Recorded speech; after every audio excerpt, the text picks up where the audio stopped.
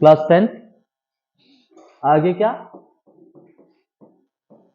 Science, और science में भी क्या फिजिक्स, और फिजिक्स में भी क्या, कहां से शुरू करें? लाइट आता है आप लोगों को?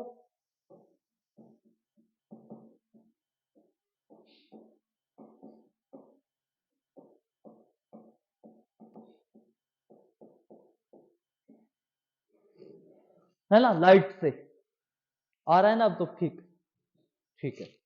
तो this is our topic today, class 10 science, light और रिफ्लेक्शन एंड रिफ्रैक्शन। ये पर्टिकुलर क्या बताया गया आप लोगों को? देखिए ध्यान से समझेंगे इस चीज को ना, वहां ना देखिए, यही देखिए, अब तो लाइव है, हम आपके सामने है, कैमरे में बाद में वो लोग देखेंगे जिनको हम दिखाना चाह रहे हैं ना। देखिए लाइट जो है ना, लाइट बहुत फिनोमिना शो करती है, मतलब ऐसा नहीं कि केवल ये दो। अब आपके सिलेबस के अकॉर्डिंग ना मेंशन कर दिया है ना कि एक तो पढ़ना है आपको रिफ्लेक्शन, क्या पढ़ना है? रिफ्लेक्शन। और दूसरा क्या पढ़ना है आपको? रिफ्रैक्शन। दो वर्ड हैं अभी, तो अभी ये वर्ड होंगे, तो आहिस्ता आहिस्ता क्या होगा ना, वर्ड से कब डेफिनेशन बन जाएगी और डेफिनेशन से कब लॉज बन जाएंगे, और लॉज से ये पूरा टॉपिक कब यूजफुल हो जाएगा आपको पता नहीं चलेगा इस चीज का, है ना। आहिस्ता आहिस्ता जैसे जैसे आप टॉपिक के अंदर चलते हैं कि ये रिफ्लेक्शन क्या है, रिफ्लेक्शन के लॉज क्या है, रूल्स क्या है, और कहां कहां इसकी क्या है भाई, एप्लीकेशंस, है ना। तो जैसे जैसे हम बढ़ेंगे वैसे वैसे इन चीजों का आपको पता चल जाएगा। अब ध्यान से समझिए मेरी बात। पहले सबसे पहले लाइट के बारे में, है ना, लाइट के बारे में समझ लेते हैं। लाइट क्या है, कौन बताएगा आप में से? हाँ बताइए, क्या है light? Source of energy he light है। सोर्स ऑफ एनर्जी तो सन है। सोर्स ऑफ एनर्जी तो सोर्स होता है वो पर्टिकुलर, वो लाइट थोड़ी है। बताइए लाइट क्या है, आपको क्या लगता है क्या है, क्या पढ़ाया गया है लाइट में?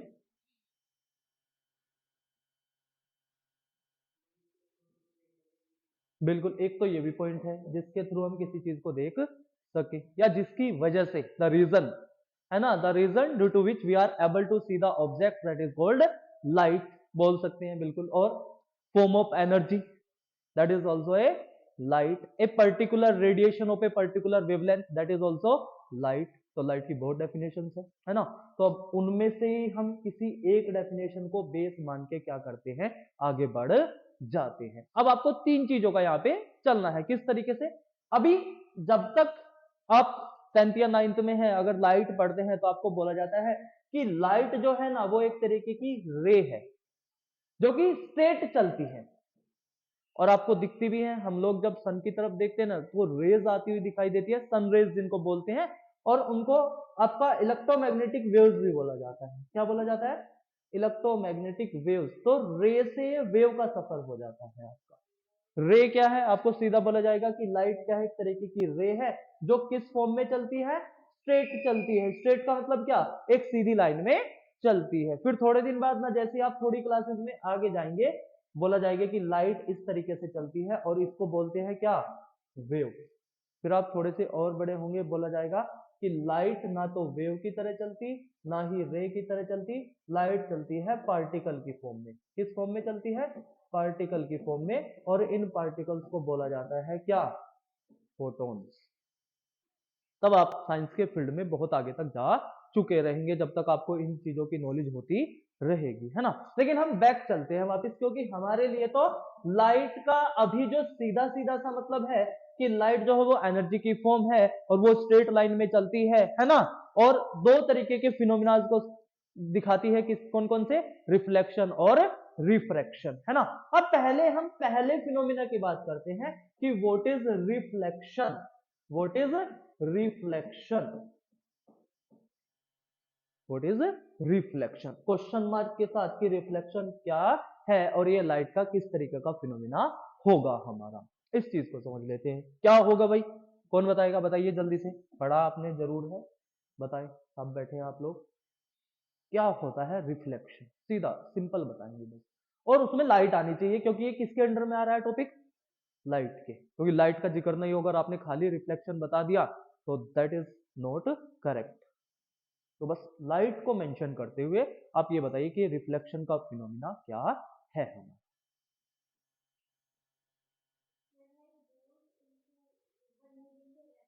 हम्म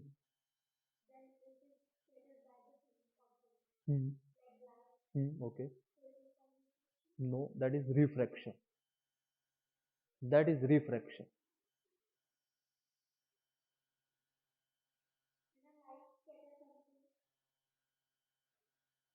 समझिए, अब समझिए क्या है, ध्यान से समझिए।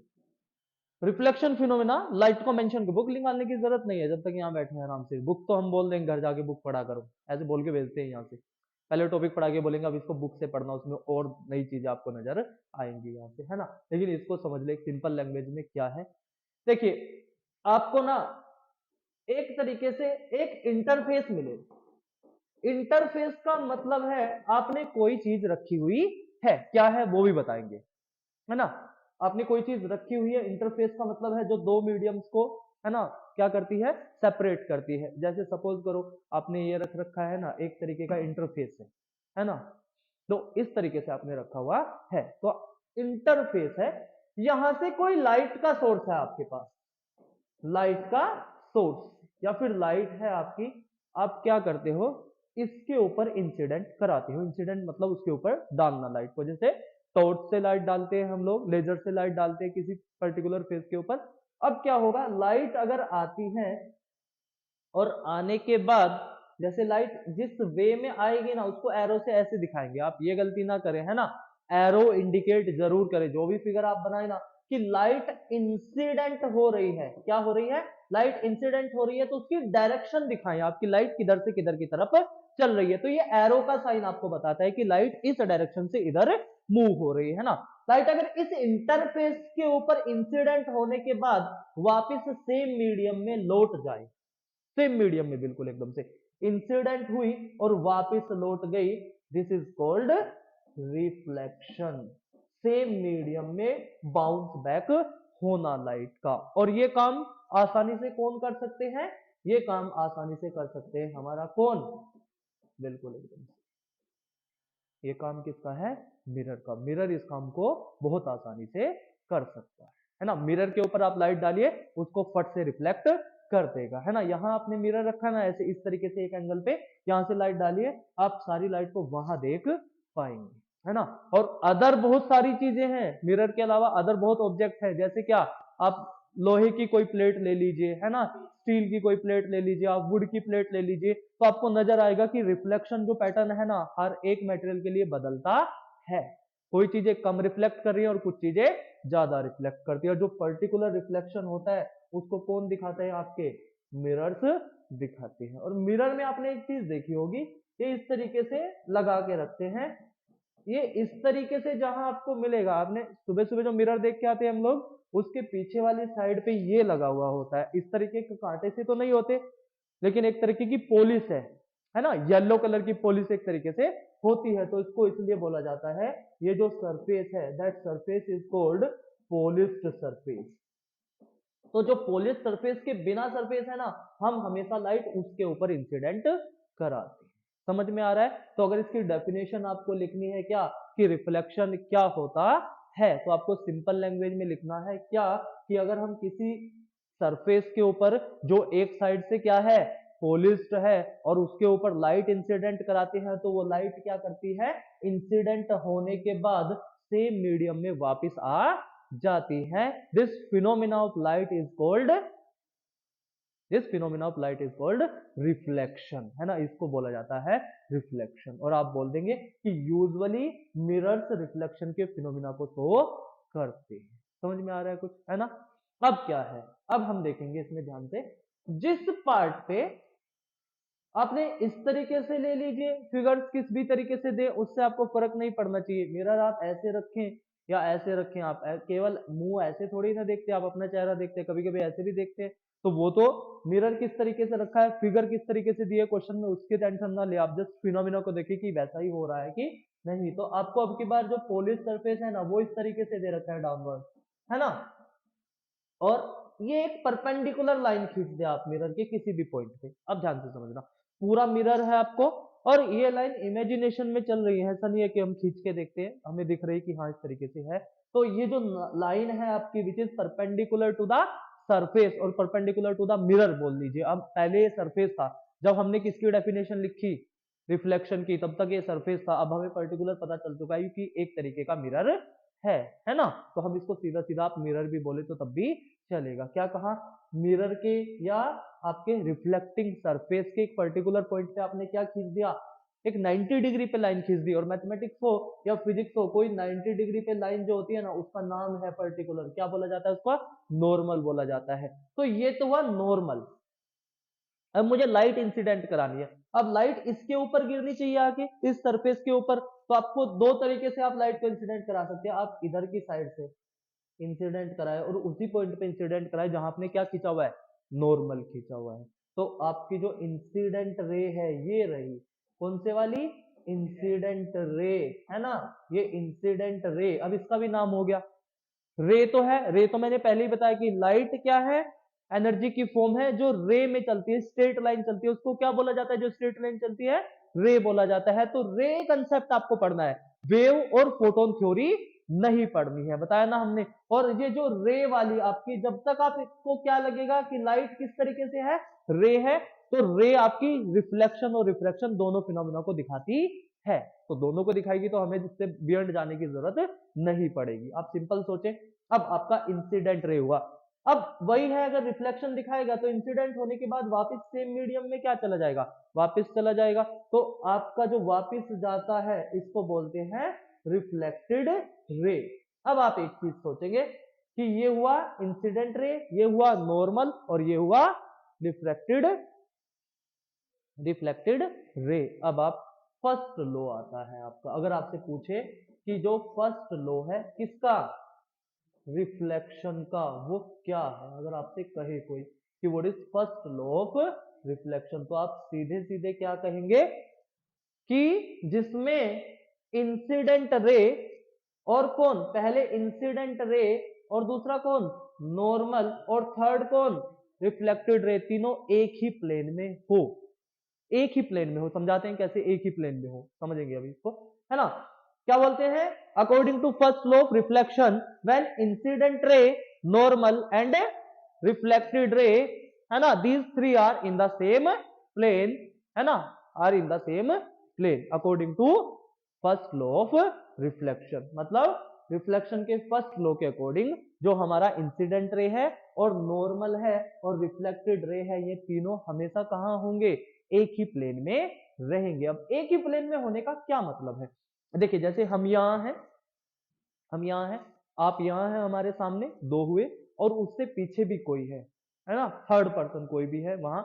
अगर हम तीनों से एक प्लेन खींचा जा सकता है इस तरीके से, तो हम तीनों किस में हैं, एक ही प्लेन में हैं। आपने 10th में मैथमेटिक्स में एक चीज पढ़ी होगी, है ना, 10th का मैथमेटिक्स पढ़ रहे हैं साथ साथ आप लोग, आपने एक चीज पढ़ी होगी कि आपको एक पॉइंट दिया हुआ है P1 कोऑर्डिनेट्स में, और एक पॉइंट दिया हुआ है P2, और एक पॉइंट दिया हुआ है P3, और आपसे पूछा जाए कि ये कोलिनियर है कि नहीं। कोलिनियर का मतलब क्या होगा, तीनों एक ही लाइन पे है कि नहीं। तो हमसे यहां पूछा गया कि तीनों एक ही प्लेन में है कि नहीं, बस इतनी सी बात है। और फर्स्ट, अब तीनों एक ही, उसका रूल होता है कोलिनियर है कि नहीं है तीनों के तीनों।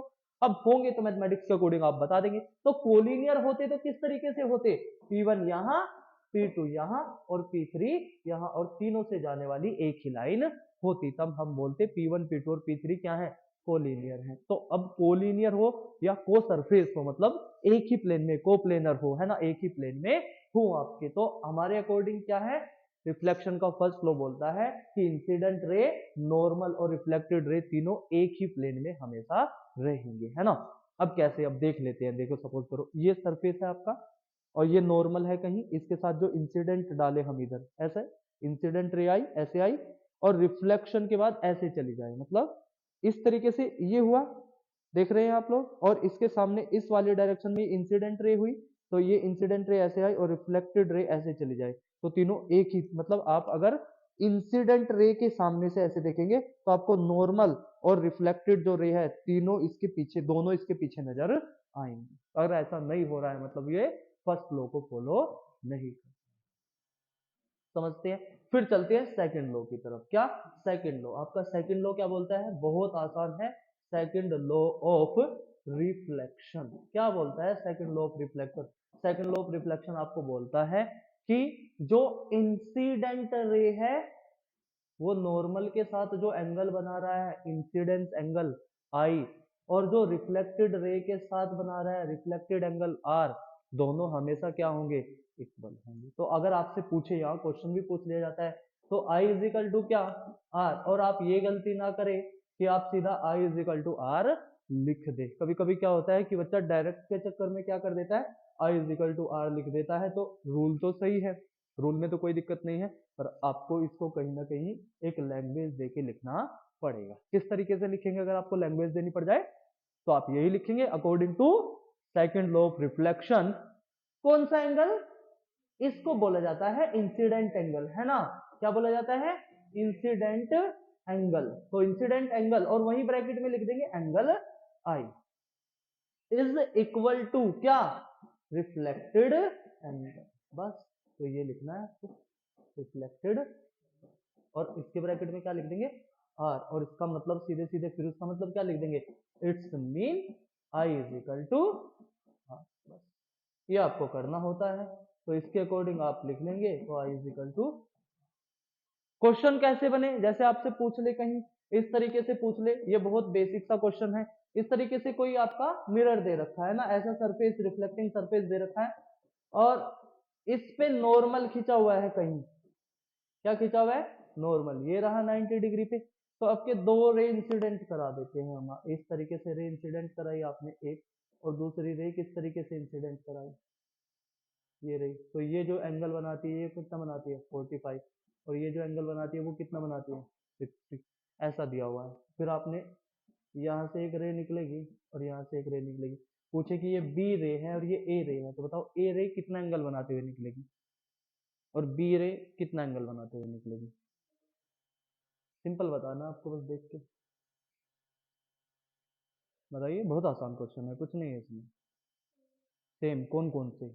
ए कितना बना रही होगी? सेम का मतलब तो ठीक है, हमें बता दिया कि सेम बनाएगी। ए कितना बना रही होगी? ये नॉर्मल है हमारा, और नॉर्मल को रिप्रेजेंट करते हैं किससे? एन से। अब लिख लेंगे कि ये नॉर्मल है, एन है। बताइए, जल्दी बताइए क्या होगा? ए कितना एंगल बना रही होगी, और बनाएगी तो किसके ही साथ? नॉर्मल के ही साथ बनाएगी, क्योंकि दोनों एंगल नॉर्मल के ही साथ बन रहे हैं। एक होता तो आप फट से बता देते, इसलिए मैंने दो लिए हैं। एक होता तो अगर मैं 45 खींचता, आप बोलते कि 45 बना देगी, है ना? अगर मैं ऐसे खींच देता यहाँ पे, मैं बोलता कि ये आपका क्या है? रिफ्लेक्टिंग सरफेस है, ये नॉर्मल है, ये आई 45 डिग्री पे, तो बताओ ये कितने पे जाएगी? तो आप तो सीधा बोल देते 45 पे ही जाएगी। आपने बताया अभी, सेकंड लॉ के अकॉर्डिंग जितने पे आती है उतने एंगल पे चली जाती है। नहीं, इसमें दो है तो क्या? बिल्कुल बनाएगी। ए 45 बनाएगी और बी 60 बनाएगी। जो पास है वो छोटा एंगल बनाएगी, और जो दूर है वो बड़ा एंगल बनाएगी। तो दूर जाने वाली 60 बनाएगी और पास रहने वाली 45 बनाएगी। तो उसमें कोई नहीं है। तो आपको कंफ्यूज करने के लिए देगा इस तरीके से क्वेश्चन, और कुछ नहीं है। बहुत बेसिक क्वेश्चन ये रहते हैं आपके, ठीक है। अब इसके बाद हमने दोनों फिनोमिना समझ लिए। समझ में आया कि नहीं? रिफ्लेक्शन समझ में आया, दोनों लॉज समझ में आया, आप लिख लेंगे। अब मिरर्स के टाइप पे चलते हैं, जहां से क्वेश्चन पूछा जाएगा आपसे, है ना? मिरर्स के टाइप की, मिरर्स कितने टाइप के हैं हमारे आपके सिलेबस के अकॉर्डिंग? कितने टाइप के मिरर रखे गए हैं? सबसे पहले इस टेबल को बना भी ले, अगर नहीं बनानी है तो याद रखें। एक बनाया, आपको बताना है कि प्लेन मिरर और उसकी कैरेक्टरिस्टिक्स क्या होती है। पहला जो रखा गया है आपके सिलेबस में, जो फर्स्ट रखा गया है, that is my plane mirror. फिर रखा गया है कौन सा? Spherical mirror. कौन से वाला? Spherical mirror. और स्पेरिकल मिरर में भी आपका जो रखा गया है, वो रखा गया है कौन कौन? कॉन्वेक्स और कॉनकेव, बिल्कुल एकदम से। और यही हमारा टॉपिक चलता है कि ये क्या क्या चीजें हैं। तो मिरर्स में क्या है आपका? सिंपल आपको तीन चीजें पढ़नी है। एक प्लेन मिरर, जो कि ज्यादा डीप नहीं पढ़ना, बस कैरेक्टरिस्टिक्स पढ़नी होती है कि प्लेन मिरर क्या है और प्लेन मिरर क्या क्या काम कर सकता है, इसकी एप्लीकेशंस क्या है और कैरेक्टरिस्टिक्स क्या रहेंगी। लेकिन यहाँ थोड़ा सा काम ज्यादा करना आपको पड़ेगा। जैसे आपका स्पेरिकल मिरर है, तो स्पेरिकल मिरर जो आपका कॉन्वेक्स है और कॉनकेव है, उनकी कैरेक्टरिस्टिक्स क्या है और वो इमेज कैसे बनाते हैं, यहाँ ये काम करने पड़ेंगे। और दो तीन और फिजिकल क्वांटिटीज हैं जो इसमें ऐड हो जाएंगी। फिजिकल क्वांटिटी का मतलब आपको समझा दें हम पहले ही ना, जब हम बार बार यूज करेंगे ना एक वर्ड, ये फिजिकल क्वांटिटी आ गई, फिजिकल क्वांटिटी आ गई, आपको ये आपको बता देते हैं 11वीं क्लास में आपका बहुत काम आने वाला है। जैसे आप लोग 9th में थे, आपने पढ़ा होगा वेलोसिटी, एक्सेलरेशन, फोर्स, मोमेंटम, सब पढ़े हुए हैं। अभी आप 10th में हैं, करंट, है ना, टॉर्क वगैरह भी थोड़ा बहुत आपने पढ़ा होगा, थोड़ा मैग्नेटिक फील्ड के बारे में पढ़ा होगा, रेसिस्टेंस पढ़ा होगा, रेसिस्टिविटी पढ़ी होगी। ये सभी फिजिक्स में किस नाम से बुलाए जाते हैं, इस वर्ड के नाम से बुलाए जाते हैं। This all are physical quantities. समझ रहे हो कि नहीं? तो हमें कुछ फिजिकल क्वांटिटीज और आएंगी इसमें, जो आपका कॉन्वेक्स और कॉनकेव मिरर के बारे में क्लैरिफिकेशन देंगे कि ये क्या क्या चीजें हैं हमारी। अब हम थोड़ा सा आगे बढ़ते हैं, प्लेन मिरर की तरफ बढ़ते हैं। प्लेन मिरर आपको बेसिक ही पढ़ना है, ज्यादा नहीं पढ़ना। और प्लेन मिरर कौन से वाला है, आप ये समझ के आए, जो सुबह सुबह जिसमें मुंह देख के आते हैं, वो क्या होता है आपका प्लेन मिरर ही होता है। तो प्लेन मिरर की एक खास बात आपको बता दी हम, जब ये प्लेन मिरर यहां रखा है ना और इसके पीछे पॉलिश सरफेस है कि नहीं, होगा, पक्का है, क्योंकि ये प्लेन मिरर है और मिरर कोई सा भी है, मैंने बता दिया, एक सरफेस क्या रहेगा, पॉलिश रहेगा आपका, जिस और दूसरे वाला जिसपे हम लाइट इंसिडेंट करते हैं। अब हम क्या देखते हैं कि इसके सामने कोई भी ऑब्जेक्ट है, और ऑब्जेक्ट का मतलब क्या है, ऑब्जेक्ट का मतलब कोई भी चीज आप रखे तो आपको वो चीज वैसी की वैसी ही दिखाई देती है। और ये केवल कौन कर सकता है, मिरर कर सकता है, और कोई नहीं कर सकता। आप इसके सामने शाम तक खड़े रहें, चाहे आप 2 दिन खड़े रहें, ये दीवार आपको आपकी इमेज बना के देने वाली नहीं है। समझ रहे हो ना कि नहीं? तो इस पे जो ये स्पेशलाइजेशन है वो किसकी है, मिरर की, इसलिए तो मिरर पढ़ाया जा रहा है। अगर मिरर की ये कैरेक्टरिस्टिक्स ना होती तो मिरर आज सिलेबस में ना होता, आज ये दीवार सिलेबस में होती। समझ रहे हो, ये बेसिक डिफरेंस है कि चीजें क्यों सिलेबस में है, जिनकी कोई कैरेक्टरिस्टिक्स है, जो कहीं ना कहीं साइंस का कोई फिनोमिना शो करती है, वही चीजें सिलेबस में है हमारी, है ना। तो अब क्या है, ऑब्जेक्ट को देखें। ऑब्जेक्ट को आपने देखा होगा, आप ना एक सरफेस लेते हैं, मतलब आपने एक मिरर सेट कर रखा है कहीं भी, और फिर उसके सामने भी आप भी कहीं, जैसे आप खुद ही हैं तो आप सरफेस पे खड़े हुए हैं, आप खुद को देखते हैं ना और आपकी इमेज बनती है कि नहीं। आप मिरर की तरफ चले, आपको एक चीज नजर आएगी कि मिरर की तरफ आप चलते हैं ना, जो इमेज पीछे है कहीं, वो भी आपके आपके क्लोज आनी शुरू हो जाती है। ऑब्जर्व की होगी ये चीज, बहुत आसान है। अब ध्यान से सुनिए, पहली कैरेक्टरिस्टिक्स क्या है मिरर की, इसको बोलते हैं ना, जो मिरर के सामने रखा जाता है उसको बोलते हैं इसमें ऑब्जेक्ट। और जो चीज आपको उस ऑब्जेक्ट की दिख रही है हूबहू, as it is, same to same दिख रही है, उसको बोलते हैं उसकी क्या, इमेज। अब ऑब्जेक्ट की जो इमेज बनी हुई है ना, वो, जैसे सपोज करें आप यहां हैं और आप इस मिरर से ना 10 मीटर पे हैं या 2 मीटर पे हैं या 100 सेंटीमीटर पे हैं, जो आप मन करे आपका, जितने डिस्टेंस पे आप हैं, सेम टू सेम उतनी ही डिस्टेंस पे आपकी वो इमेज होगी। पहला ये पॉइंट है, ठीक है। दूसरा, जैसे ऑब्जेक्ट की हाइट है, अगर ऑब्जेक्ट की हाइट सपोज करिए कितनी है, 5 फीट है, तो आपकी इमेज की हाइट भी कितनी होगी, 5 फीट होगी। 2 पॉइंट हुए हमारे, है ना। और आप जितनी स्पीड से मिरर की तरफ चलेंगे, इमेज भी उतनी स्पीड से मिरर की तरफ चलेगी, ठीक है। 3 पॉइंट हुए। फोर्थ पॉइंट है, एक वर्ड आता है, इसको भी बताएंगे, फोकल लेंथ। फोकल लेंथ इसको डिनोट करते हैं, इसको बोला गया फिजिकल क्वांटिटी ना, focal length of a mirror. तो एक तरीके की फिजिकल क्वांटिटी है जो किसी भी मिरर के बारे में बता देती है, इंफॉर्मेशन कैरी करती है। फोकल लेंथ को इंडिकेट किया गया है स्मॉल एफ से, एक डिस्टेंस ही होती है। तो इसकी जो फोकल लेंथ है ना, वो कितनी होती है, इन्फिनिटी, याद रखेंगे इनफाइनाइट या इन्फिनिटी रहती है। ये 3-4 पॉइंट्स को आपको याद रखना है, आपका प्लेन मिरर हो जाता है। तो जितनी कैरेक्टरिस्टिक्स हैं प्लेन मिरर की आप वो याद कर लीजिए, 5-6 कैरेक्टरिस्टिक्स हैं, 4 या 5, तो उसको आप याद कर लेंगे तो आपका प्लेन मिरर हो जाता है। क्वेश्चन कहाँ से पूछा जाता है? क्वेश्चन ज्यादातर पूछा जाता है किससे? स्फेरिकल मिरर, कॉन्वेक्स और कॉनकेव से। अब देखिए ये कॉन्वेक्स और कॉनकेव कैसे आए आपके, और इनसे किस तरीके के क्वेश्चंस पूछे जाते हैं। कॉन्वेक्स मिरर किसको बोलेंगे और कॉनकेव मिरर किसको बोलेंगे, इनमें बहुत कंफ्यूजन रहता है दोनों में। देखिए स्फेरिकल का मतलब है एक तरीके का क्या, स्पेयर। स्पेयर, स्फेरिकल मिरर है कि स्पेयर का पार्ट काट लेते हैं। जैसे हम आपको बता दें, ऐसे मैंने यहां से इसको कट कर दिया, इसको यहां से कट कर दिया, तो इस तरीके से पेयर के 2 पार्ट हो गए, है ना। अब मैं क्या करता हूं, मुझे इसको मिरर बनाना है, और मिरर बनाने का कॉन्सेप्ट है उसके एक सरफेस को क्या कर दिया जाए, पॉलिश्ड। यही तो कंसेप्ट है कि उसके एक सरफेस को क्या कर दिया जाए, पॉलिश कर दिया जाए। अब ये वाला जो फर्स्ट है ना, फर्स्ट वाले को देखिए, इसको मैं बोलूं कि ये ए हुआ, अब और इसको देखिए क्या हुआ, बी। इस तरीके से है। अब हमारे पास 2 ऑप्शन है, या तो आप इसका आउटर पार्ट पॉलिश कर सकते हैं, और या फिर इसका इनर पार्ट पॉलिश कर सकते हैं। आउटर ये वाला, ये आउटर सरफेस बोला जाता है। आउटर मतलब जिसको आप पहले से बाहर से देख पा रहे थे, that is called by outer surface, है ना। तो ये आउटर सरफेस हुआ हमारा। अब एक का तो हमने आउटर कर दिया, तो दूसरे का आउटर करेंगे तो दोनों के दोनों ही सेम बन जाएंगे, है ना। तो हमें सेम नहीं बनाना, एक तरीके का तो हमने देख लिया। जैसे ये सिंपल है, आप कहीं जा रहे हैं और आपने पहला रास्ता देख रखा है, तो हम लोग सोचते हैं कि आज नए रास्ते से चला जाए, इस तरीके से आपको एक और नया रास्ता मिल जाएगा, है ना। तो हमने एक तो देख लिया, जब हम आउटर को क्या कर देंगे, पॉलिश्ड कर देंगे, तो आउटर जब आपने पॉलिश कर दिया तो इसकी कैरेक्टरिस्टिक्स इसके साथ आ गई कि जब हम आउटर को पॉलिश करते हैं और इनर सरफेस पे लाइट इंसिडेंट कराएंगे, वही तो हम काम करेंगे। जो सरफेस बिना पॉलिश के बच जाता है उसके सामने हम क्या रखते हैं, ऑब्जेक्ट या फिर लाइट सोर्स। कभी ऑब्जेक्ट रख के देखेंगे कि उसकी इमेज कहां बनेगी, और कभी क्या करेंगे, उसके सामने उसके ऊपर लाइट इंसिडेंट करके देखेंगे कि ये लाइट को किस तरीके से रिफ्लेक्ट करता है ना। अब मैं एक को क्या कर लूं, एक के कौन से वाले पार्ट को, बिल्कुल एकदम से इनर सरफेस को हम क्या कर लेते हैं।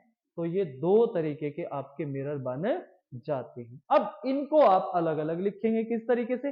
ए को जब आप लिखते हैं या ए को जब आप देखते हैं तो आपने देखा कि इस तरीके का है, मैंने आउटर सरफेस को क्या किया हुआ है, पॉलिश। मैं अब इसकी शेप को थोड़ा ऐसे बना लेता हूं, लेकिन मैं पॉलिश करूंगा किसको ही,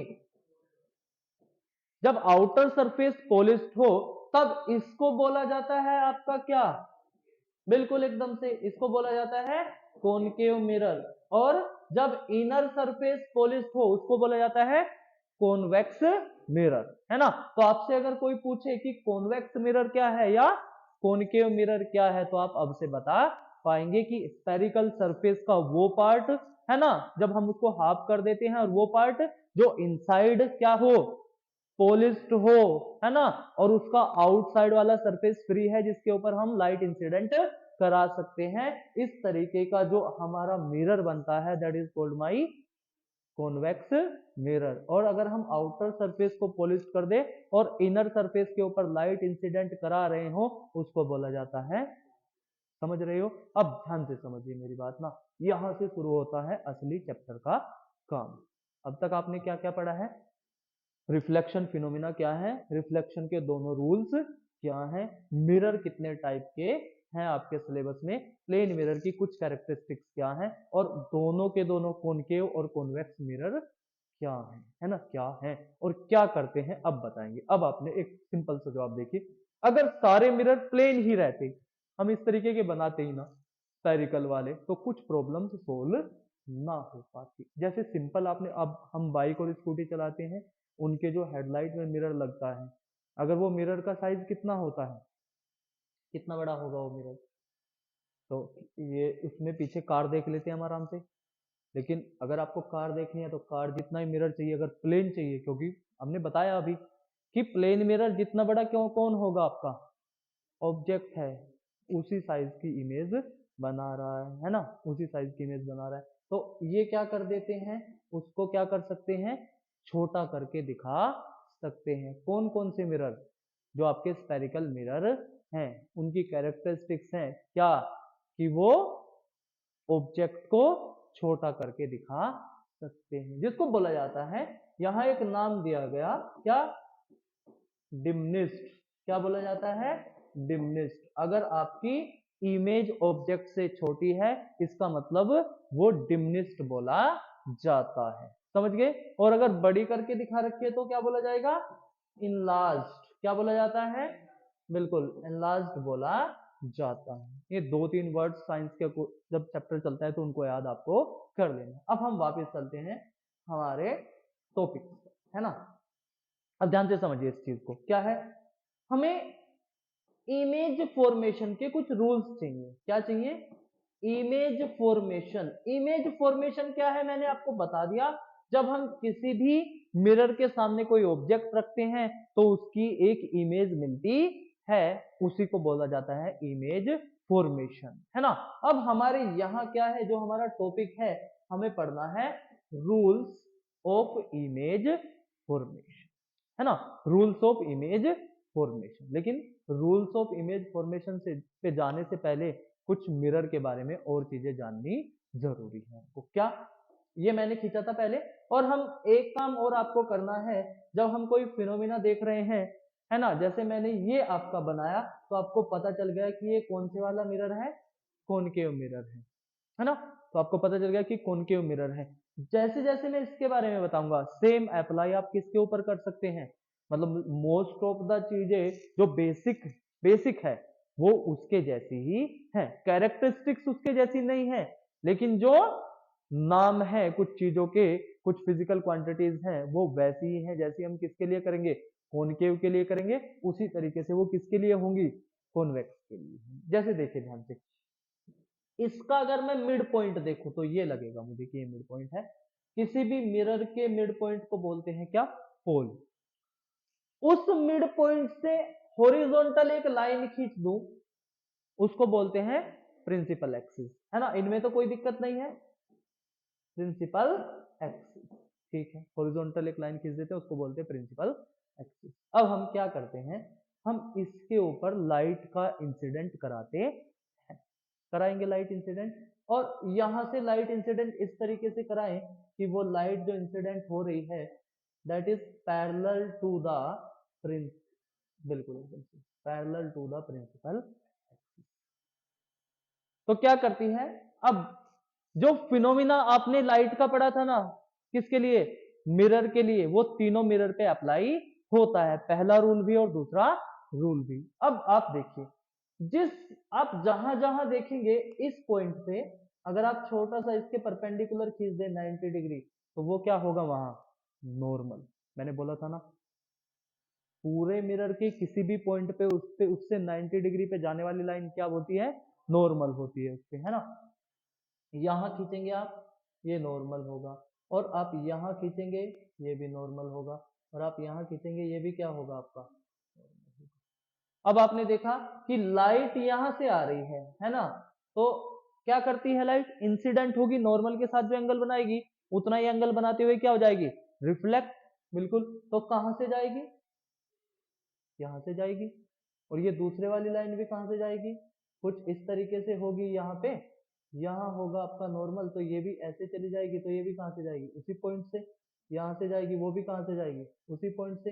और यहाँ से जाएगी, वो भी कहां से जाएगी, उसी पॉइंट से। अगर क्या, यहां से, यहां क्या है आपका सोर्स है, और कौन सा सोर्स है, लाइट सोर्स। उससे जो लाइट इंसिडेंट कराई गई है उनको बोलते हैं लाइट रेज। क्या है, लाइट रेज। और वो किसके पैरेलल है, प्रिंसिपल एक्सिस के पैरेलल है, और इंसिडेंट कराई जा रही है किसके ऊपर, कॉनकेव मिरर के ऊपर। अगर ऐसा है, इस तरीके से है, तो लाइट क्या करती है, फर्स्ट लॉ के अकॉर्डिंग एक पर्टिकुलर पॉइंट पे कन्वर्ज हो जाती है। कन्वर्ज का मतलब क्या होगा, कन्वर्ज हो जाती है का मतलब है एक पर्टिकुलर पॉइंट के लिए मुड़ जाती है, या उस पे जाके फोकस हो जाती है, या लाइट का सबसे ज्यादा फोकस उस पॉइंट पर होता है। उस पॉइंट को बोलते हैं आपका क्या, फोकस पॉइंट। क्या बोला जाता है आपका, फोकस पॉइंट, क्या बोला जाएगा, फोकस पॉइंट। उसके बाद पोल से फोकस पॉइंट को इंडिकेट करते हैं किससे, एफ से। पोल से फोकस जो पॉइंट है वहां तक की जो डिस्टेंस है that is my focal length. समझ रहे हो। अगर आप इनमें से किसी एक नॉर्मल को भी, कोई भी जो चार नॉर्मल लिए अभी अभी, इनमें से किसी एक नॉर्मल को भी आगे बढ़ा दें हम, वो नॉर्मल जहां कट करता है किसको, प्रिंसिपल एक्सिस को। देखो ध्यान से, ये क्या थी हमारी प्रिंसिपल एक्सिस, ठीक ही नहीं, यही है ना। और नॉर्मल मैंने बढ़ाया, इस नॉर्मल को आप आगे बढ़ाते जाइए, ये प्रिंसिपल एक्सिस को जहां कट करती है उसको बोलते हैं capital C, and this is और बिल्कुल सेंटर ऑफ कर्वेचर, इसको बोला जाता है centre of curvature, centre of curvature. चलिए ये तो हुआ सेंटर ऑफ कर्वेचर। और पोल से इस सी तक की जो डिस्टेंस है वो होगी हमारी कैपिटल आर, उसको बोला जाता है रेडियस ऑफ कर्वेचर। याद रखेंगे क्या बोला जाता है। तो यहां से दो मेन आपकी फिजिकल क्वांटिटीज सामने आई, एक है रेडियस ऑफ कर्वेचर, है ना, रेडियस ऑफ कर्वेचर जिसको डिनोट किया गया है किससे, आर से। और एक है हमारी क्या, फोकल लेंथ, क्या है हमारी फोकल लेंथ जिसको डिनोट किया गया है किससे, एफ से। इन दोनों में एक रिलेशन है, इन दोनों में क्या है, एक रिलेशन है, दोनों एक रिलेशन से बाउंड है। अब ध्यान से देखिए, फोकल लेंथ तो फुल यहां से यहां तक है और आपकी रेडियस ऑफ कर्वेचर उससे ज्यादा है। तो फिगर से आप देख के बता सकते हैं कौन ज्यादा है, कौन ज्यादा है। अगर ज्यादा के मामले में देखें, फिगर से देख के बताइए कौन ज्यादा होगा, पोल से किसकी डिस्टेंस ज्यादा है, सेंटर ऑफ कर्वेचर की, तो इसलिए कौन ज्यादा होगा, रेडियस ऑफ कर्वेचर। तो अगर ज्यादा का मामला देखें तो आर ग्रेटर है किससे, एफ से। और कितना ग्रेटर है अगर ये देखना है तो आपका एफ हमेशा क्या होगा, आर का आधा होगा। और करके आप लिखे इस रिलेशन को याद रखे, तो आर किसके बराबर होता है, 2f के बराबर होता है। That is the relation between radius of curvature and focal length. यहां से क्वेश्चन पूछा गया है, कैसे पूछा जाता है अब बताते हैं हम आपको, ये पूछा गया कई बार, है ना।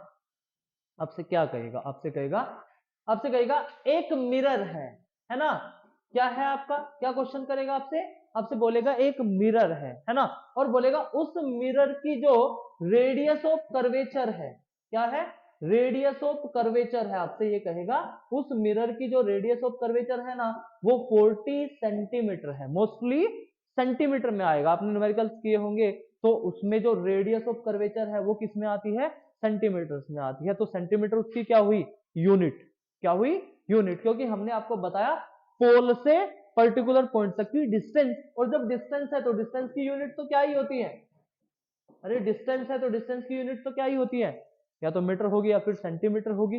तो ये डिस्टेंस थोड़ी कम रहती है, मीटर्स में नहीं होती, किस में होती है, सेंटीमीटर्स में होती है। अब आप समझिए ध्यान से, आपको कहा मिरर है और एक काम और करेगा, बताएगा there is a mirror of radius of curvature 40 centimetre, what is its focal length, ये पूछेगा। सिंपल क्वेश्चन है, कुछ भी नहीं है, एक चीज गिवन है और दूसरी पूछ रहा है, दोनों में रिलेशन है। ऐसा अक्सर कर होता है, अगर ऐसी चीज पूछे कि गिवन हो लेकिन फॉर्मूले में ना हो तब तो बात भी माने, लेकिन जब एक चीज गिवन है और दूसरी पूछ रहा है, आर गिवन है, एफ पूछा हुआ है और रिलेशन हमारे साथ में, कोई बड़ी बात नहीं है, सिर्फ क्या करना है, वैल्यू रखती है, गिवन वैल्यू रखनी है, फाइंड आउट कर देना है। लेकिन आपसे क्या कहे कि मिरर जो है ना, मिरर वो कॉन्वेक्स है, कैसा है, कॉन्वेक्स है, याद रखेंगे। या दो ही मिरर है, या तो क्या कहेगा कॉनकेव या फिर क्या कहेगा कॉन्वेक्स, दोनों में से एक बोल के देगा। तो आप याद रखें, इस पॉइंट को नोट कर लें कि कॉन्वेक्स जो होता है ना उसकी जो फोकल लेंथ होगी वो क्या रहेगी, पॉजिटिव, याद रखेंगे क्या होगी, पॉजिटिव। और जो आपका कॉनकेव होगा, कौन होगा, कॉनकेव होगा आपका, उसकी जो फोकल लेंथ होगी वो क्या होगी, नेगेटिव। याद रखें इस पॉइंट को आप हमेशा, ठीक है। क्या हुआ, डाउट है कोई, आपको लग रहा उल्टा है ये, do you think that like that, क्यों, आपको क्यों लग रहा है कि उल्टा है, आपने पढ़ा था ये हमेशा होगा, ये हमेशा होगा, आपको क्या लगेगा, आप कितना भी पढ़िए 15 दिन बाद आप सोचेंगे ना आपको उल्टा ही लगेगा ये। समझ गए कि नहीं? इसको सही करने का क्या तरीका है बताते हैं आपको। क्या है इसको सही से पढ़ने का अच्छा तरीका बताते हैं आपको, कि कब आपको ये ना लगे कि किसकी फोकल लेंथ नेगेटिव लिखनी है और किसकी फोकल लेंथ पॉजिटिव लिखनी है। बहुत होता है स्टूडेंट के साथ, नहीं टीचर्स के साथ भी है यही, कैसे याद रखें।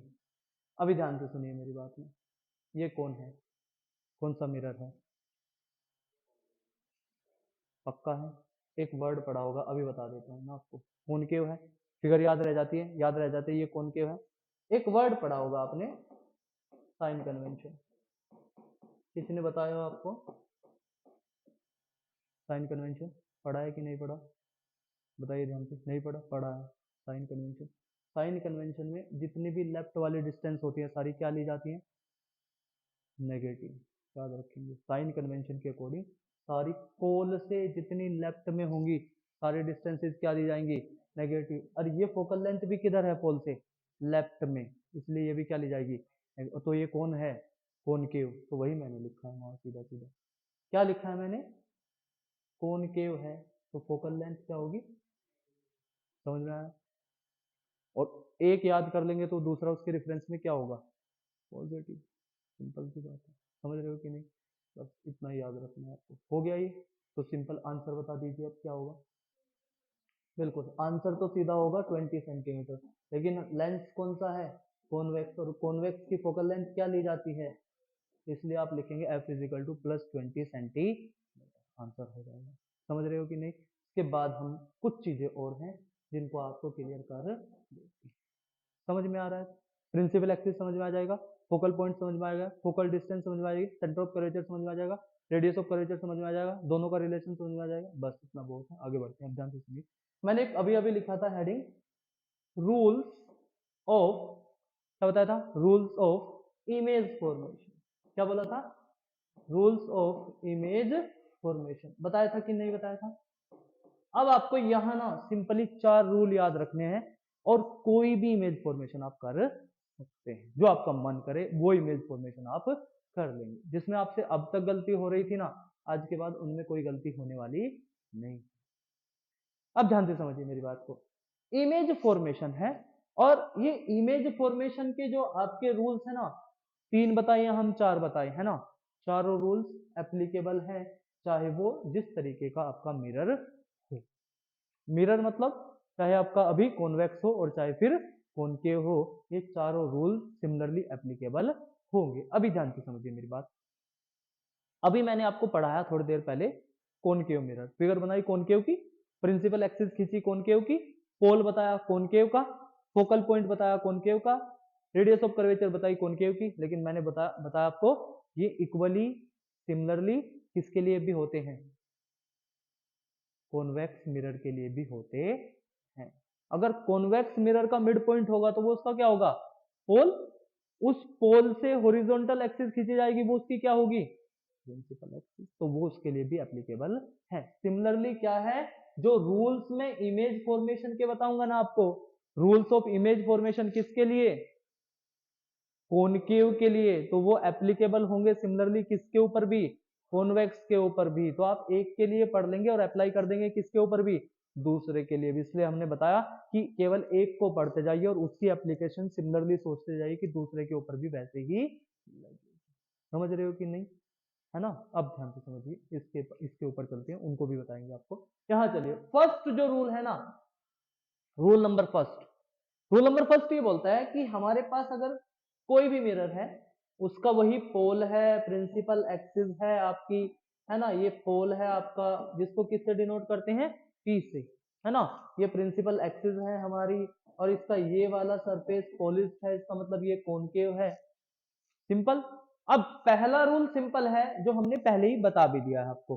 पहला रूल बोलता है कि अगर कोई रे है, खाली रे के बारे में बात होगी अब ना, और रे का मतलब मैं सीधा बोलूंगा लाइट। और आप याद रखें, पूरा फिनोमिना 2 रे से समझा जा सकता है। 3 रे यूज कर लें, एक रे यूज कर लो, दो रे यूज कर लेंगे, एक रे यूज करेंगे, चारों रूल्स आपको समझ आ जाएंगे। इमेज फॉर्मेशन में 2 रे यूज करेंगे, लेकिन ऐसा नहीं है कि जब हम ये चीजें कर रहे हैं तो वहां केवल 1 या 2 ही रे है, वहां पे नंबर ऑफ रेज होती है। आप याद रखेंगे, जब आप लाइट इंसिडेंट कराते हैं ना, या किसी ऑब्जेक्ट से जब लाइट्स निकलती हैं, है ना, जिसकी वजह से ऑब्जेक्ट विजिबल है, तो वहां नंबर ऑफ रेज होती है। लेकिन फिनोमिना आसानी से समझ में आ जाता है एक दो रे से, तो साइंस के अकॉर्डिंग तो हमें क्या समझना है, फिनोमिना, ये चीज कैसे हो रही है, समझ रहे हो। अब मैंने बोला आपको, देखिए एक रे है, कोई भी रे है जो कि पैरेलल आ रही है, कहां से, कहां से पैरेलल आ रही है,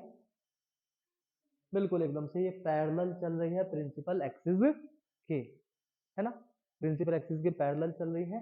तो मैं एरो इस तरीके से दूंगा, इसको इधर से आ रही है। अब यहाँ नॉर्मल होगा कि नहीं, चाहे हम थोड़े दिन ऐसे प्रैक्टिस करते करते ना थोड़े दिन के बाद नॉर्मल को खींचना ही भूल जाए, चाहे कोई दिक्कत नहीं है, क्योंकि हमें तब तक इस चीज का पता हो चुका होता है कि यहाँ नॉर्मल है, और नॉर्मल के ऊपर इंसिडेंट होने वाली लाइट क्या है, रिफ्लेक्ट होगी, और वो फर्स्ट वाले सेकंड वाले रूल को फॉलो करेगी आपकी, है ना, जो I इजिकल टू आर वाला रूल है।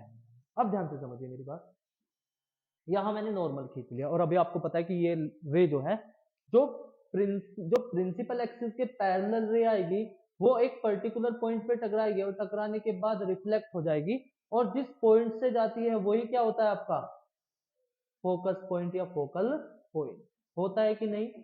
ये रूल तो हमने पहले ही बता दिया।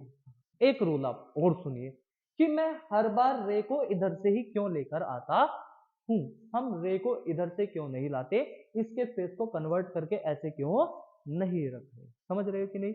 मतलब क्या बात है, सोचने वाली बात यही है कि हमने ऐसे करके आउटर सरफेस ही तो करना है, लो आउटर ही सरफेस है, तो आप रे इधर से लाइए, सीधा इंसिडेंट कराइए, फिर इंसिडेंट होने के बाद ऐसे चली जाएगी, क्या है तो सिमिलर ही, बदलेगा क्या, कुछ कुछ नहीं बदलने वाला।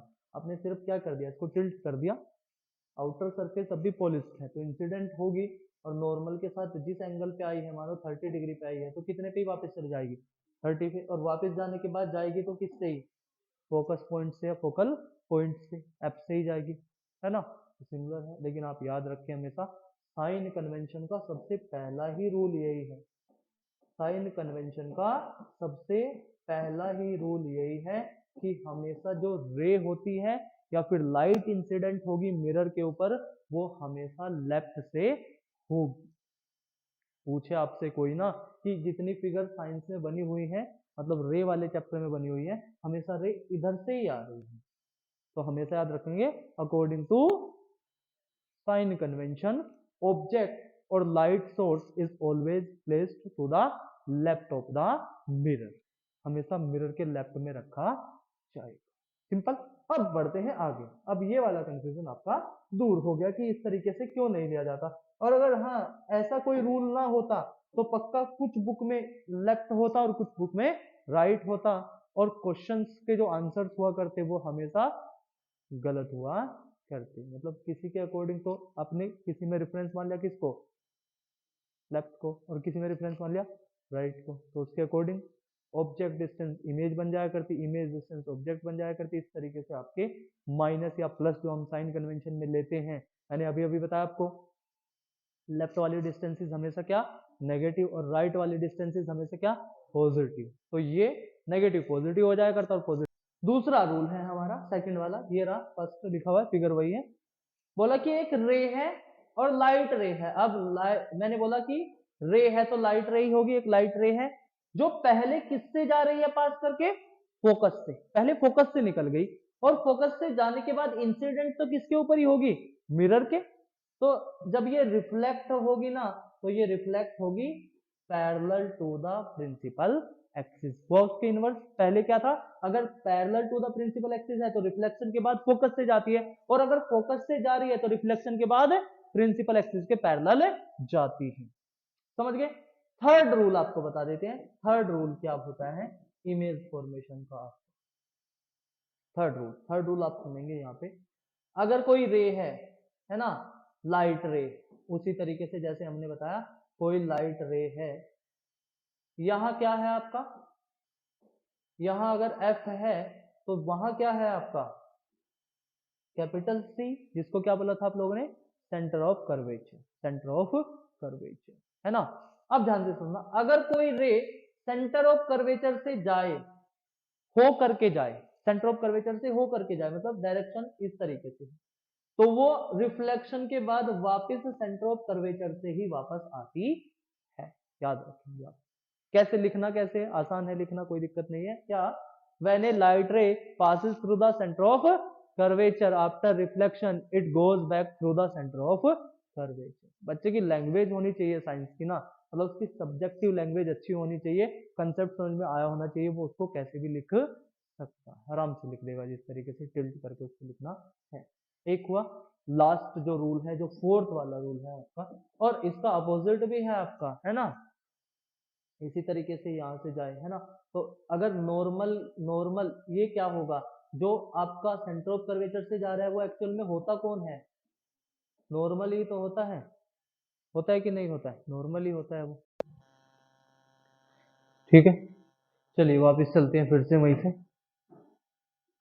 तो हम थर्ड रूल पढ़ रहे हैं ना, थर्ड रूल क्या है, थर्ड रूल दोबारा बता देते हैं एक बार फिर, है ना। थर्ड रूल क्या है, हमने बोला अगर ये पॉइंट है आपका, और ये पॉइंट क्या है आपका, सेंटर ऑफ कर्वेचर, और कोई भी रे कहाँ से जाए, सेंटर ऑफ कर्वेचर से जाए, है ना, सेंटर ऑफ कर्वेचर से जाती है कोई लाइट रे, तो इंसिडेंट होने के बाद जब रिफ्लेक्ट होती है कहाँ से आएगी वापस, सेम, है ना, कहाँ से आती है वापस, सेम पाथ से चली आती है ना। फोर्थ रूल जो आपका रहेगा, और यही रूल्स हमें क्या करने हैं, इमेज फॉर्मेशन में यूज करने हैं, चारों ही बस ना, हम वहां से कोई दो रूल यूज किया करेंगे और आपकी इमेज फॉर्म हो जाया करेगी, है ना। जैसे समझिए इसमें है, ठीक है। जो आपका फोर्थ रूल रहेगा वो किस तरीके से है, फोर्थ रूल आपका सिंपल है एकदम से, क्या सिंपल है एकदम से, कि कोई भी रे अगर पोल के ऊपर इंसिडेंट हो, पोल का है हमारा ये वाला पॉइंट पोल है, और पोल के ऊपर इंसिडेंट हो एक एंगल बनाते हुए, जैसे सपोज करो ये एंगल कितना हुआ आई, तो यहाँ से जब रिफ्लेक्ट होगी वापस तो किससे होगी, आर से, और यहाँ भी क्या लगेगा, I is equal to R, second rule of reflection, simple. इस तरीके से हमारी इन चार रूल में से कोई भी रूल हम यूज करके क्या करेंगे, आपका इमेज फॉर्म करेंगे, और बाई कॉन्वेक्स मिरर और बाई कॉनकेव मिरर, है ना, समझ रहे हो। यहां से क्वेश्चन आपको पूछे जाते हैं, यहाँ से जरूर पूछे जाते हैं, तो आप इस चीज को जरूर याद रखें। तो अब आपका जो टॉपिक है हमारा, अब साइन कन्वेंशन को एक बार और देख लेते हैं, किस तरीके से साइन कन्वेंशन, साइन कन्वेंशन के दो इंपॉर्टेंट रूल हमने बता दिए पहले। फर्स्ट रूल क्या था, बताइए जल्दी से, फर्स्ट रूल क्या बताया मैंने, साइन कन्वेंशन,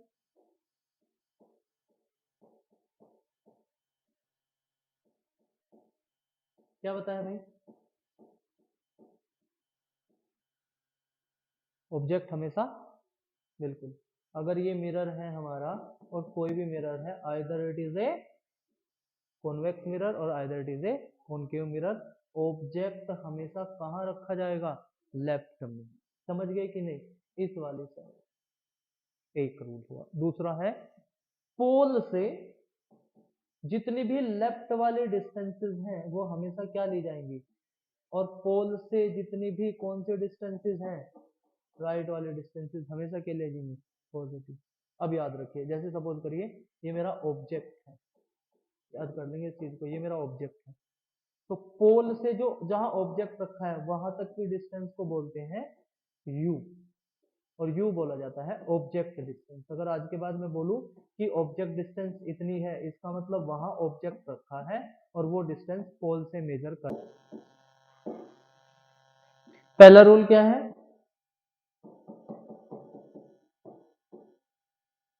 पहला रूल यह है कि ऑब्जेक्ट हमेशा कहाँ रखा जाएगा, लेफ्ट में, ऑब्जेक्ट वाली जितनी भी डिस्टेंस होगी हमेशा क्या ली जाएंगी, नेगेटिव, और राइट वाली डिस्टेंस हमेशा क्या ली जाएंगी, पॉजिटिव। अगर ये इमेज है, अगर ये क्या है इमेज, तो ये वाली डिस्टेंस क्या होगी, इमेज डिस्टेंस बी, और अगर ये ऑब्जेक्ट है तो ये कौन सी डिस्टेंस होगी, ऑब्जेक्ट डिस्टेंस यू। अब ध्यान से सुनिए, अगर हाइट की बात की जाए, हाइट,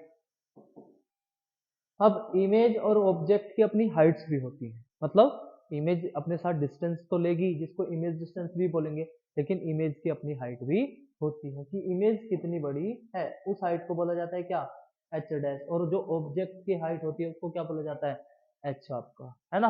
अब ध्यान से समझेंगे मेरी बात, प्रिंसिपल एक्सिस के ऊपर जितनी भी हाइट्स होंगी सारी क्या ली जाएंगी, पॉजिटिव। याद रखेंगे क्या लिखना है, सिंपल लिखना है, above above principal axis, above principal axis. और एच का मतलब मैं किसको इंडिकेट कर रहा हूं, हाइट को, है ना। हाइट क्या ली जाती है हमेशा, मतलब अगर जो भी इमेज प्रिंसिपल एक्सिस के ऊपर बनेगी, या जो भी ऑब्जेक्ट का तो मोस्टली है कि ऑब्जेक्ट को तो हम नीचे रखते ही नहीं है, तो स्पेशल केस ही पढ़ना हो तो ऑब्जेक्ट को नीचे करते ही नहीं, तो ऑब्जेक्ट तो हमेशा प्रिंसिपल एक्सिस से कहाँ रखा जाएगा, ऊपर ही, तो वो तो हमेशा क्या लिया जाएगा, पॉजिटिव। अगर ना दे तो तब भी क्या ले लो आप उसको, पॉजिटिव ले लीजिए, मतलब एच की वैल्यू को। और इमेज का देखना पड़ता है कि इमेज कैसे फॉर्म हुई है, तो ये 3 रूल आपको याद रखने हैं कि ऑब्जेक्ट हमेशा कहाँ लिया जाएगा, लेफ्ट में, इमेज डिस्टेंस को v बोलते हैं और ऑब्जेक्ट डिस्टेंस को u बोलते हैं, और आपका जो लेफ्ट वाली डिस्टेंसेस होंगी कहां से, पोल से, वो हमेशा नेगेटिव और राइट वाली पॉजिटिव। प्रिंसिपल एक्सिस के ऊपर वाली हाइट्स पॉजिटिव और नीचे वाली हाइट्स नेगेटिव। इतना आपको साइन कन्वेंशन में याद रखना। अब चलते हैं हम अपने नेक्स्ट टॉपिक के पास। जो हमारा नेक्स्ट टॉपिक है वो क्या है आपका, इमेज फॉर्मेशन। और मैंने पहले ही बताया इमेज फॉर्मेशन। अब हम पर्टिकुलर मिरर पे आ गए, वो तो थे रूल्स, 4 जो बताए वो रूल्स हैं। अब image formation by concave mirror, concave mirror से इमेज का फॉर्मेशन कैसे होता है वो बताना है। अब पर्टिकुलर आ गया, अब आपको, अब इसमें ध्यान रखेंगे क्या है, याद रखेंगे, क्या याद रखना है, कॉनकेव मिरर है तो सीधे सीधे क्या बना दे आप, कॉनकेव मिरर लिया है तो सीधे सीधे कौन सा मिरर बना दे, कॉनकेव। अब पोल, प्रिंसिपल एक्सिस, नॉर्मल, ये बताने की जरूरत नहीं है। अब आप याद रखें, बहुत ध्यान से याद रखेंगे, ये पॉइंट कौन सा है, फोकस पॉइंट, और ये पॉइंट कौन सा है, सेंटर ऑफ कर्वेचर। अब इसमें क्या है आपका, मिरर कौन सा है आपका, कॉनकेव, और पोल कहाँ है आपका, ये रहा। प्रिंसिपल एक्सिस कौन सी है, ये रही। ठीक है, चल रहा है सब कुछ ठीक ठाक, समझ में आ रहा है। अब ध्यान से समझिए, बहुत एक केस है पहला, जब ऑब्जेक्ट रखा जाए इन्फिनिटी पे, क्या करना है हमें, हमें ये करना है कि हमें बार बार ऑब्जेक्ट रख के देखने हैं, किसके सामने, मिरर के सामने। और कौन से मिरर के सामने, कौन के, और ये देखना है वो किस तरीके की इमेज बनाता है, वो किस तरीके की इमेज बनाता है। पहले पहले ही केस में मैंने ऑब्जेक्ट को कहां रख दिया, इन्फिनिटी पे, तो जब इन्फिनिटी पे ऑब्जेक्ट को रख देंगे उसकी इमेज कहां बनती है हमेशा, इसको रट लेना है इस वाली लाइन को, ऑब्जेक्ट जब किस पे रखा हो, इन्फिनिटी पे, उसकी इमेज हमेशा कहां बनेगी, फोकल पे, है ना, फोकस पॉइंट पे। रट लो इसको, ये बहुत बार आ चुका है, 2-3 बार पूछा जा चुका है ये चीज, कि ऑब्जेक्ट कहाँ रखा हुआ है, इन्फिनिटी पे, तो बताइए उसकी इमेज कहाँ होगी। तो इसमें अगर आप डाटा देखें ना, पहला जो केस है इसको लिखा जाता है क्या, केस फर्स्ट, समझ लेंगे इसको, अब आपको समझ आ जाएगा बहुत ध्यान से। केस फर्स्ट, क्या case first, when object is placed कहां, एट इन्फिनिटी। तो इसका मतलब ऑब्जेक्ट इन्फिनिटी पे है तो u क्या हुआ, इन्फिनिटी, और u भी माइनस इन्फिनिटी होगा क्योंकि किस डायरेक्शन में है, लेफ्ट वाली, तो माइनस इन्फिनिटी, या either you can call it object is placed at infinity. अब याद रखिए आप, क्या याद रखेंगे, इन्फिनिटी पे ऑब्जेक्ट रख दिया तो ऑब्जेक्ट तो बहुत दूर होगा, तो इस तरीके से हम मान लेते हैं कि हमारा जो इन्फिनिटी वाला पॉइंट है वो कहीं बहुत दूर है। तो यहाँ आप ऑब्जेक्ट रख दीजिए, ये रहा ऑब्जेक्ट आपका, है ना। आपको अगर फिगर बना के दिखानी पड़ेगी, है ना, आप क्या करिए, इसके टॉप पॉइंट से एक पैरेलल लाइन खींचिए, किसके, प्रिंसिपल एक्सिस के पैरेलल। खींचेंगे कि नहीं खींचेंगे आप, है ना, खींच देंगे। क्या कर दिया आपने, एक लाइन यहां से खींची, और ये रे है, लाइट रे है, जो कहां से आ रही है, इन्फिनिटी से आ रही है, क्योंकि लाइट रे अब कहां से आएगी, ऑब्जेक्ट से, क्योंकि इमेज भी किसकी बननी है, ऑब्जेक्ट की, तो उसी की रे आएंगी, वही उसकी इमेज बनाएंगी, है ना। तो यहां से आई, और एक आपकी कहां से आती है, यहां से आती है, तो ये भी क्या होगी, प्रिंसिपल एक्सिस के पैरेलल। और प्रिंसिपल एक्सिस के पैरेलल आती हुई रेज कहां से जाती है, क्या बताया था रूल नंबर फर्स्ट, बिल्कुल फोकस से जाती है, और जहां दो रेज मिलेंगी वही क्या फॉर्म हो जाएगा, इमेज। इसका मतलब जो इमेज की डिस्टेंस है वो फोकल लेंथ के बराबर है। तो आपका u क्या हुआ, इन्फिनिटी, और इमेज कहाँ बनी, f पे, इसका मतलब कहाँ, फोकल पॉइंट पे। तो आप इसमें सीधा सीधा लिख सकते हैं, when object is placed at infinity its image is formed at focus point या फोकल पॉइंट। सिंपल। सेकंड, इसका इनवर्स बताइए मुझे क्या होगा, केस सेकंड।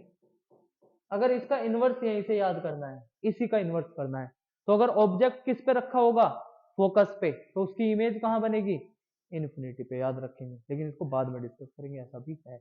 अब आप चलिए इसके बाद हम चलते हैं कहा कि हमारा ऑब्जेक्ट जो है ना, object case number second, case number second है हमारा ऑब्जेक्ट जो है, आप फिगर देख के बताएंगे, बस आपको ये मान के चलना, अगर ये समझ आ गया सेकंड केस ना, तो इसका मतलब आपको सारे के सारे समझ आ गए। किसको पढ़ रहे हैं हम, कॉनकेव को, तो हमने कॉनकेव बना लिया, पोल बना लिया। सेकंड केस पढ़ेंगे, यहाँ क्या है, फोकस, यहाँ क्या है, सेंटर ऑफ कर्वेचर। पहले हमने रख लिया कि इन्फिनिटी पे जो ऑब्जेक्ट रखा जाएगा, अब हम ऑब्जेक्ट को उधर से लाते लाते किसकी तरफ लेके आ रहे हैं, मिरर की तरफ। तो अब एक रास्ते में जो पॉइंट पड़ता है, वो पॉइंट पड़ता है कि जब हमारा ऑब्जेक्ट कहां हो, सेंटर ऑफ कर्वेचर के बियन, बियन मतलब परे।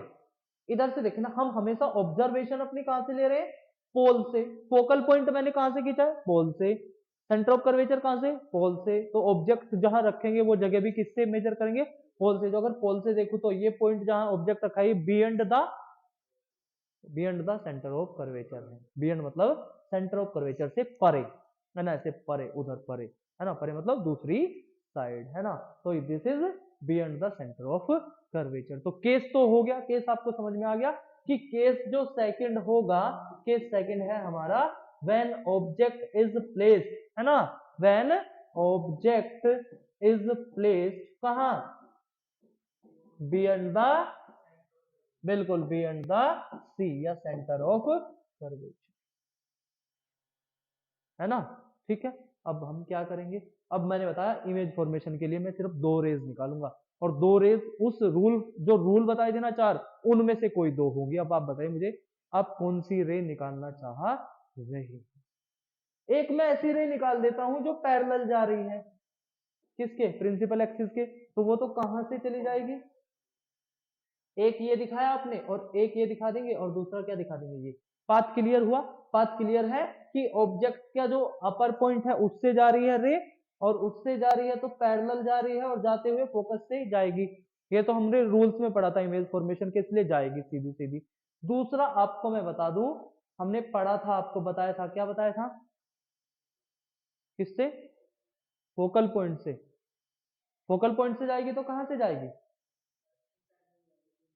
प्रिंसिपल एक्सिस के पैरेलल जाएगी, बिल्कुल। और कौन सा रूल है, सेंटर ऑफ कर्वेचर वाला, लेकिन सेंटर ऑफ कर्वेचर से जाएगी तो सेंटर ऑफ कर्वेचर से ही वापस चली जाएगी। समझ रहे हो कि नहीं समझ रहे, यही है, इनमें से आप कोई भी ले लें। हाँ, कभी कभी ऐसा हो सकता है कि वो पॉइंट, वो रूल्स जो है वहां एप्लीकेबल ना हो, अदरवाइज आप कोई भी ले ले, उसी से इमेज फॉर्म हो जाएगी, आप कर सकते हैं आराम से बहुत। तो मैं यही रूल ले लेता हूँ, कौन से वाला, दूसरा कहाँ से जाए आपकी, फोकस से।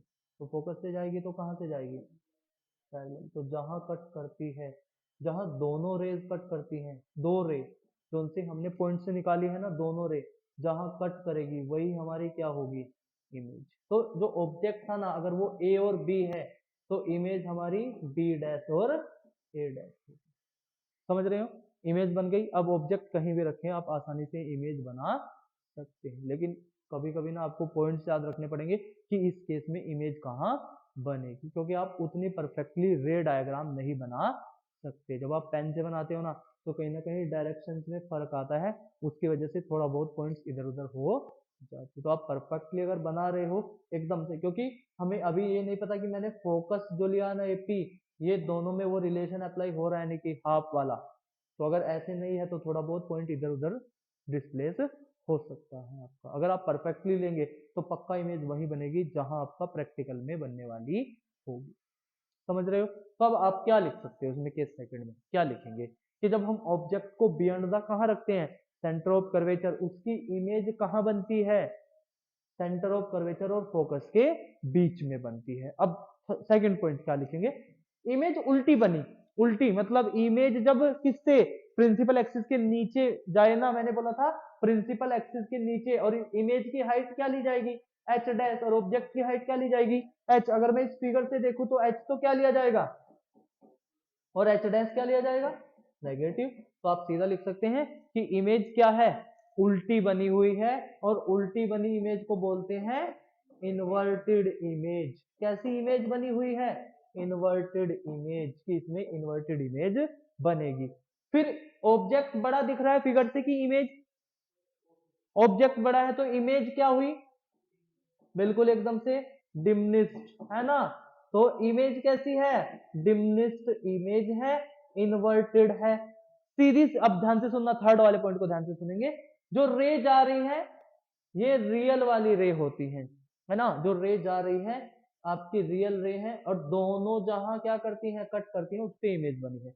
मतलब इस रे में डॉटेड लाइन यूज नहीं हुई, इस इमेज के फॉर्मेशन में डॉटेड लाइन यूज नहीं हुई, इसलिए जो इमेज बनेगी वो क्या होगी, रियल इमेज, रियल इमेज होगी। अगर इस इमेज के बनने में कौन से वाली लाइन यूज हो जाती, डॉटेड लाइन, तो ये इमेज कौन सी हो जाती, वर्चुअल इमेज हो जाती। तो अब हमारे पास दो पॉइंट हो गए कि इमेज कहां बनेगी, इसका मुझे पक्का पता है, और इमेज कैसी बनेगी, कैसी का मतलब क्या है, कैसी बनेगी मतलब इन्वर्टेड और रियल और डिमनिस्ट। तो आपसे ये पूछा जाता है कि अगर ऑब्जेक्ट यहां रखा है तो बताइए इसकी इमेज कैसी बनेगी। अब चलिए आगे बढ़ते हैं थोड़ा सा और। इन्फिनिटी वाला केस देख लिया, beyond the centre of curvature देख लिया, लेकिन चल हम किसकी तरफ रहे हैं, पोल की तरफ या मिरर की तरफ। तो पोल की तरफ जाते हुए अब रास्ते में कौन टकराएगा आपको, सेंटर ऑफ कर्वेचर। एक थर्ड केस ये हुआ कि जब ऑब्जेक्ट कहां रखा हो, थर्ड केस क्या हुआ भाई, ऑब्जेक्ट कहां रखा हो, ऑब्जेक्ट कहां रखा है बताइए, at C, centre of curvature पे रखा है। तो इस केस में बताइए इमेज कैसी बनेगी, और वो कौन सी दो रे हैं जो इमेज फॉर्मेशन को बनाएंगे, समझ रहे हो। फिर उसके बाद आगे बढ़ते हुए क्या करना है, उसके बाद आप आगे बढ़ते हो, किस तरफ बढ़ रहे हो आप, मिरर की तरफ बढ़ रहे हैं। आगे बढ़ते हुए आपको एक पॉइंट मिलता है किसके बीच में, कहीं भी जहां आपकी मर्जी है, फोकस पॉइंट और सेंटर ऑफ कर्वेचर के बीच में कहीं भी। तो वो हमारा होगा केस नंबर 5। और फिर उसके बाद जाते जाते कौन मिलेगा, फोकल, और फोकल और पोल के बीच में फिर मिल जाता है 6 पॉइंट। तो कितने केसेस पढ़ने हैं पूरे, 6। दो केस हमने डिस्कस कर दिए। थर्ड मैंने आपको यही समझा दिया था कि जब ऑब्जेक्ट किस पे रखा जाएगा, फोकस पे, उसकी इमेज हमेशा किस पे बनेगी, इन्फिनिटी पे बनेगी, इन्फिनिटी पे बनेगी। और नेचर के बारे में बताएंगे कि किस तरह की उसकी इमेज रहेगी। समझ रहे हैं आप लोग, ठीक है। तो ये आपके इस तरीके से आप इमेज फॉर्मेशन का जो केस आपसे पूछे, आपको फिगर भी देना कि फिगर दे रखी है, और आप जैसे ये फिगर दे रखी है इस तरीके से, ये आपका कौन सा मिरर हुआ, कॉनकेव, और ये आपको दे रखा है कि ये फोकल पॉइंट है, और ये आपका सेंटर ऑफ कर्वेचर है, और आपसे पूछे ऑब्जेक्ट यहाँ रखा है 10 सेंटीमीटर का ऑब्जेक्ट है, और आपसे पूछे बताइए इसकी इमेज कितने सेंटीमीटर की होगी, और ये इसकी जो इमेज बनेगी कहाँ बनेगी। तो अगर आपने ये वाला केस पढ़ रखा है कि जब ऑब्जेक्ट फोकल के और सेंटर ऑफ कर्वेचर के बीच में रखा जाता है तो इसकी इमेज कहाँ बनती है, आपने ये पढ़ रखा है, तो इसकी आप इमेज फट से बना देंगे। या आपको रूल्स पता है, कौन से रूल्स, एक पैरेलल ले जाइए इससे, और एक कहां से ले जाएंगे, एक कहीं और से ले जाइए, कहीं से भी ले जाइए जहां से आपकी मर्जी है, कहीं यहाँ से ले जाइए, तो ये जो आएगा वही उसका क्या होगा, इमेज फॉर्मेशन। उल्टी बनेगी तो नीचे बनी हुई होगी प्रिंसिपल एक्सिस से, बड़ी बनेगी तो आपको देखेगी कि इनलार्ज है, तो आप ऑब्जेक्ट के हिसाब से देखेंगे कि इनलार्ज बनी हुई है कि नहीं, तो उसी के अकॉर्डिंग आप उसकी इंफॉर्मेशन दे, समझ रहे हो कि नहीं। तो इमेज कैसी होगी, इसका मतलब क्या है, इमेज कैसी होगी, इसका मतलब है इमेज का nature, nature of that image. अगर आपसे पूछे कि इमेज की नेचर कैसी है, इसका मतलब आपको बताना है कि डिमिनिश्ड है, इनलार्ज्ड है, इन्वर्टेड है, रियल है, वर्चुअल है, कि क्या है, बिल्कुल। और कहां बनेगी का मतलब है, कहां बनेगी का मतलब है, कहां बनेगी का मतलब क्या होगा भाई, इमेज डिस्टेंस। कि आप ये बताइए कि इमेज डिस्टेंस मतलब v की वैल्यू क्या, समझ गए। अब ध्यान से समझिए, एक है आपका मिरर फॉर्मूला। मिरर है तो मिरर के लिए एक फॉर्मूला है, आप याद रखेंगे। क्या है? मिरर फॉर्मूला याद रखेंगे। Object distance u, image distance v, और उस मिरर की फोकल लेंथ जो आप यूज कर रहे हैं, आपको कोई भी दे, चाहे कौन कौन से, दो ही होंगे अभी तो, कौन कौन से, कॉन्वेक्स और कॉनकेव, उस मिरर की फोकल लेंथ, इन तीनों में एक रिलेशन है 1/f इज इक्वल टू 1 क्या, u, और 1 क्या, v। That relation is called mirror formula और either mirror equation. Mirror equation either mirror formula. और आप याद रखेंगे ज्यादातर में जो होंगी तीनों ही किसमें दी होंगी, सेंटीमीटर में। तो अगर आपको ऑब्जेक्ट डिस्टेंस u दे के रखे और ऑब्जेक्ट इमेज डिस्टेंस v दे के रखे और आपसे पूछे कि फोकल लेंथ क्या होगी, तब भी आपको क्या यूज करना है, ये। और अगर आपसे पूछे कि v बताओ, u और f दे रखी है ना, u और f गिवन है, केवल v बताइए, तब भी आप क्या यूज करेंगे, मिरर फॉर्मूला यूज करेंगे। और उसको आपको देखना है कि किस तरीके से क्वेश्चन दिया हुआ, ठीक है।